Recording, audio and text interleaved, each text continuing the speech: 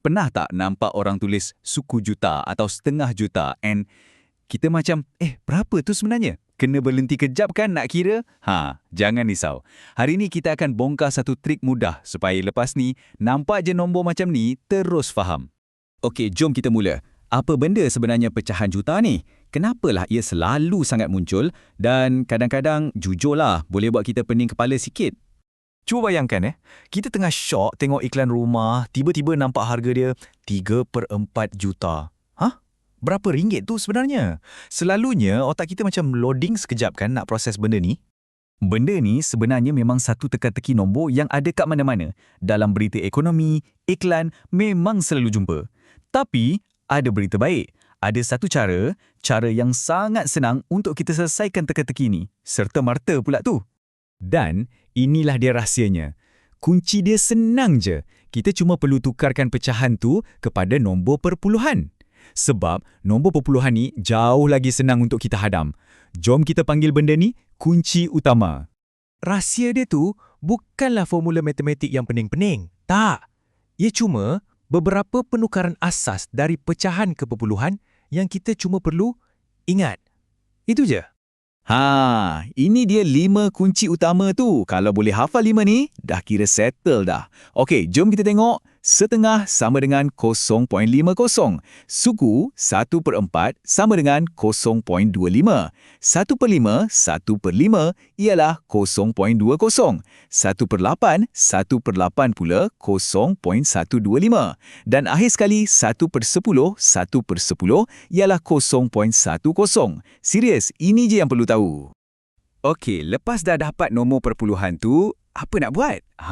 Langkah seterusnya lagi senang. Perkataan juta kan, maksudnya ada 6 sifar, betul tak? Jadi, kita cuma perlu anjakkan titik perpuluhan tu 6 kali ke kanan. Jom, saya tunjuk macam mana. Baiklah, teori dah cukup. Sekarang jom kita praktis. Kita try guna kunci utama ni dengan beberapa contoh, betul? Kita mulakan dengan yang paling senang dan paling common kita dengar, setengah juta. Ingat tak kunci utama kita tadi?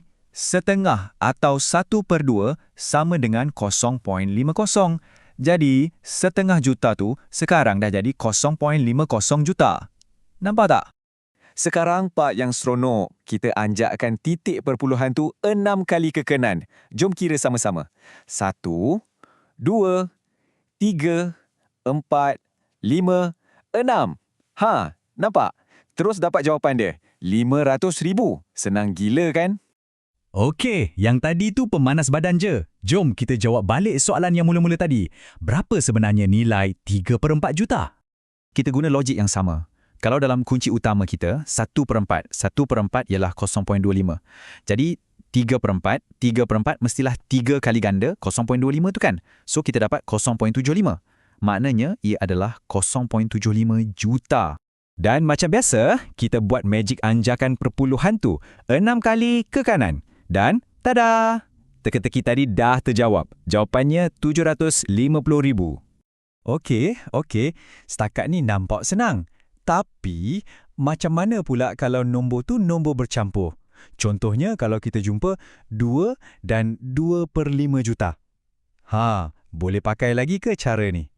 Jangan panik. Boleh je. Caranya sama. Kita cuma pecahkan dia kepada 2 bahagian. Mula-mula, tengok nombor bulat tu, iaitu 2. Itu dah sah-sah 2 juta. Ketepikan dulu. Lepas tu, kita uruskan pula pecahan dia. 2/5. Ingat kunci utama? 1/5 kan 0.20. Jadi 2/5 mestilah 0.40. Sekarang, kita cantumkan balik 2 tu. Dapatlah 2/40 juta. Dan langkah terakhir, macam biasa, gerakkan titik perpuluhan tu 6 kali ke kanan dan kita dapat jawapan penuhnya 2,400,000. Kaedah ni memang power, boleh pakai untuk semua keadaan. Jadi, macam mana? Misteri pecahan juta nampaknya dah berjaya kita selesaikan. Tanya, awak dah ada satu skill baru yang berguna.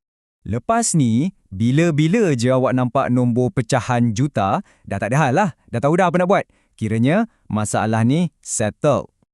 Kalau nak simpulkan semua ni, ada 2 benda je yang paling penting untuk awak ingat. Pertama, hafal 5 penukaran kunci utama tu. Kedua, anjakkan titik perpuluhan 6 kali ke kanan. Itu je formula rahsia dia.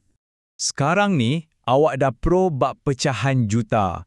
Ini buat saya terfikir, agaknya apa lagi teka-teki matematik dalam hidup kita seharian yang selalu buat kita garu kepala? Apa lagi yang patut kita bongkar lepas ni? Cuba fikir-fikirkan.